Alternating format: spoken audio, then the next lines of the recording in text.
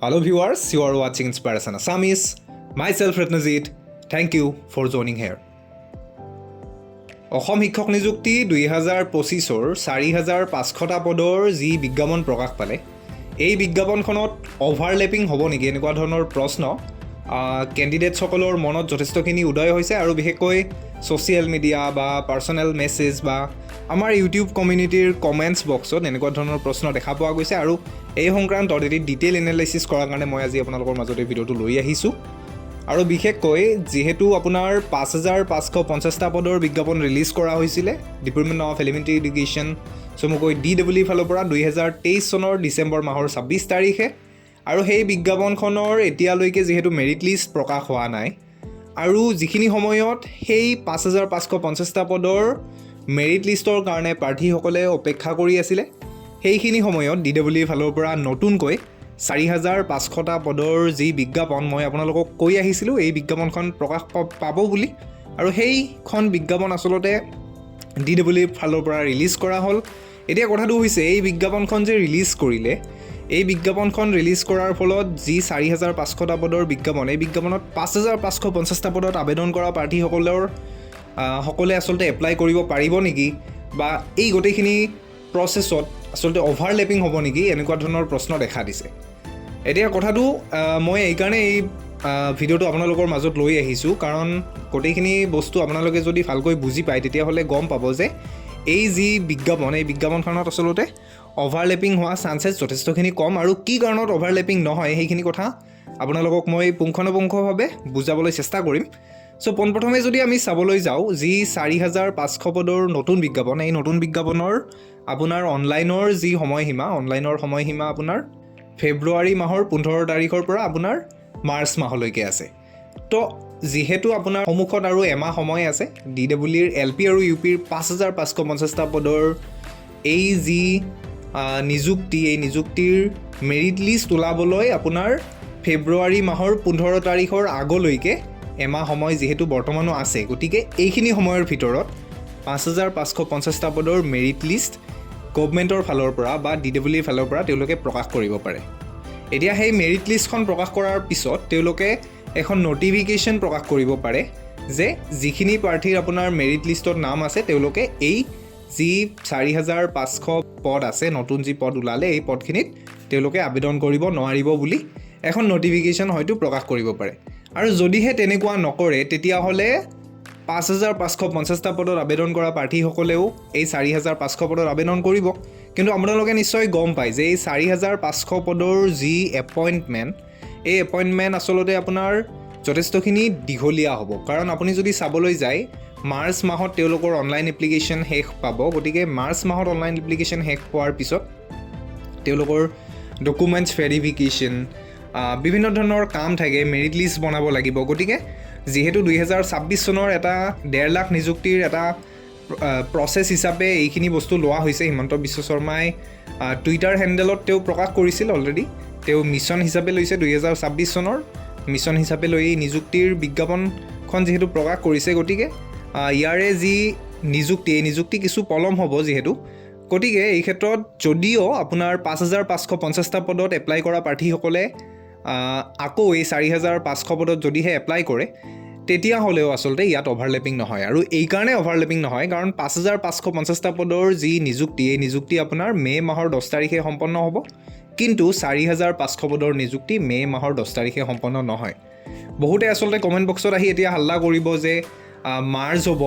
আপোনালোকৰ যি 4500 পদ আৰু 5550টা পদ এইখিনি পদ একেলগ কৰি পেলাই সকলোকে একেলগে নিযুক্তি দিব এনেকুৱা ধৰণৰ কথা বিতৰ্কমূলক কথা আহি পেলাই কমেণ্ট বক্সত বহুতে আচলতে লিখিব পাৰে কিন্তু যিটো সঁচা যিটো আচলতে আপোনালোকে মানি লোৱা প্ৰয়োজন সেইটোৱে হ'বলৈ গৈ আছে 4500 পদৰ নিযুক্তি কিছু পলম হ'বলৈ গৈ আছে কাৰণ আপুনি যদি চাবলৈ যায় 5550টা পদৰ যিখিনি কাম আছিলে এই কামখিনিয়ে গভৰ্ণমেণ্টৰ ফালৰ পৰা কিমান দিন লগাই দিলে আপোনালোকে এবাৰ বিবেচনা কৰি চাওক অলমষ্ট আপোনাৰ এবছৰ 2 মাহমান লাগি গ'ল এপইণ্টমেণ্টলৈকে প্ৰায় 1.5 বছৰ লাগিব গতিকে ইমান দিন এখন বিজ্ঞাপনৰ কামত কমপ্লিট কৰাৰ পিছত এতিয়া ইলেকশ্যনৰ আগে আচলতে 2026 চনত যেহেতু বিধানসভা ইলেকশ্যন আছে আৰু ইলেকশ্যনৰ আগে যে গভৰ্ণমেণ্টৰ ফালৰ পৰা আচলতে এই বিজ্ঞাপনখনৰ যে এপইণ্টমেণ্ট প্ৰদান কৰিব খুব সোনকালে তাত আচলতে সন্দেহ আছে মোৰ পাৰ্চনেলি। গতিকে মই নাভাবোঁ যে খুব সোনকালে আপোনাৰ এই 2025 চনৰ ভিতৰতে যে 10,000 শিক্ষক নিযুক্তি একেলগে প্ৰদান কৰিব, এইটো আচলতে ইম্পচিবল। কাৰণ 2023 চনৰ সেই নিযুক্তিখিনি আগতে আপোনালোকক দি ল'ব মে' মাহৰ 10 তাৰিখে 5,550টা পদত। তাৰপিছত আপোনালোকৰ 4,500 পদৰ কামবিলাক আৰম্ভ হ'ব আৰু যেতিয়া 4,500 পদত আপোনাৰ ভেৰিফিকেশ্যনৰ কাম আৰম্ভ হ'ব তেতিয়া 5,550টা পদত আবেদন কৰা প্ৰাৰ্থীসকলৰ যিসকলে চাকৰি পাই গ'ল তেওঁলোকে অট'মেটিকেলি সেই আপোনাৰ ভেৰিফিকেশ্যনত বাদ পৰি যাব। কাৰণ ইতিমধ্যে তেওঁলোকে DEE LP আৰু UPত কৰ্মৰত অৱস্থাত থাকিব, তেওঁলোকে বাদ পৰি যাব আৰু বাদ পৰি যোৱাৰ পিছত আপোনালোকৰ যিখিনি কেণ্ডিডেটছে নাপালে তেওঁলোকে আচলতে ভেৰিফিকেশ্যনৰ চান্স পাব। ঠিক তেনেকৈ নতুন যিখিনি প্ৰাৰ্থী আপোনাৰ এপ্লাই কৰিলে 4,500 পদত তেওঁলোকে মেৰিট লিষ্টত অহাৰ এটা সুযোগ পাব। গতিকে নিশ্চয় বুজি পাইছে আৰু এই ক্ষেত্ৰত আপোনালোকৰ ভাবোঁ যি কনফিউজন আছিলে কনফিউজনখিনি নিশ্চয় দূৰ হৈছে। এতিয়া কথাটো হৈছে NIOS DLEDৰ প্ৰাৰ্থীসকলৰ কথা লৈ আহিছোঁ। যিহেতু মই আপোনালোকক বুজালোঁ যে 4,500 পদৰ এই বিজ্ঞাপনখনত 5,550টা পদত আবেদন কৰা প্ৰাৰ্থীসকলৰ লগত কোনো ধৰণৰ অভাৰলেপিং নহয়। এইকাৰণে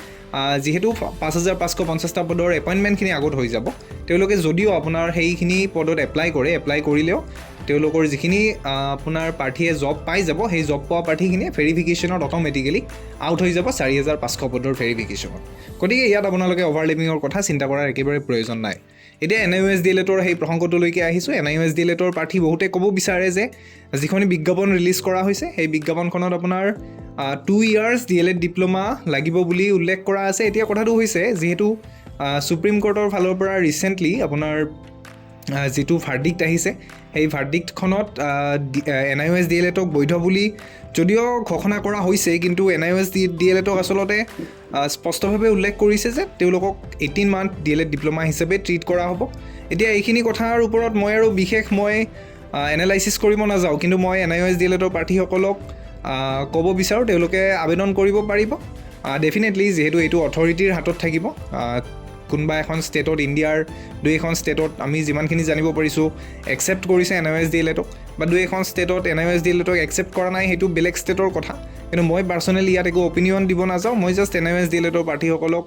জনাব বিচাৰোঁ যে আপোনালোকে যদিহে পাৰে তেতিয়াহ'লে ডেফিনেটলি আপোনালোকে এপ্লাই কৰিব, ইয়াত কোনো আপত্তি নাই। এইটো সম্পূৰ্ণৰূপে ডিপাৰ্টমেণ্ট অফ এলিমেণ্টাৰী এডুকেশ্যন চমুকৈ DEEৰ হাতত থাকিব। আপোনালোকক একচেপ্ট কৰে নকৰে বা সুপ্ৰিম কোৰ্টৰ সেই ভাৰ্ডিক্টটো তেওঁলোকে মানি লয় নলয় সম্পূৰ্ণৰূপে তেওঁলোকৰ হাতত থাকিব। যিহেতু এই ক্ষেত্ৰত মই মোৰ পাৰ্চনেল অপিনিয়ন দিব নাযাওঁ, বা এই ক্ষেত্ৰত মই ডিটেইল ভিডিঅ' ডেফিনেটলি আনিম যদিহে এই পৰৱৰ্তী সময়ত কিবা এনেকুৱা ধৰণৰ নটিফিকেশ্যন DEEৰ ফালৰ পৰা প্ৰকাশ হয়। আশা কৰিছোঁ আজিৰ এই ভিডিঅ'টোৰ জৰিয়তে আপোনালোকৰ যি কনফিউজন আছিলে অভাৰলেপিং সম্পৰ্কীয় এই কনফিউজনখিনি দূৰ হৈছে। অনাগত দিনত এনেকুৱা ধৰণৰ ভিডিঅ' যদিহে আপুনি পাব বিচাৰে তেতিয়াহ'লে চেনেলটো ছাবস্ক্ৰাইব কৰিব বুলি আশা কৰিছোঁ, আৰু যদি ভিডিঅ'টো ভাল পাইছে তেতিয়াহ'লে লাইক কৰিব বুলি আশা কৰিছোঁ। থেংক ইউ ফৰ ৱাচিং।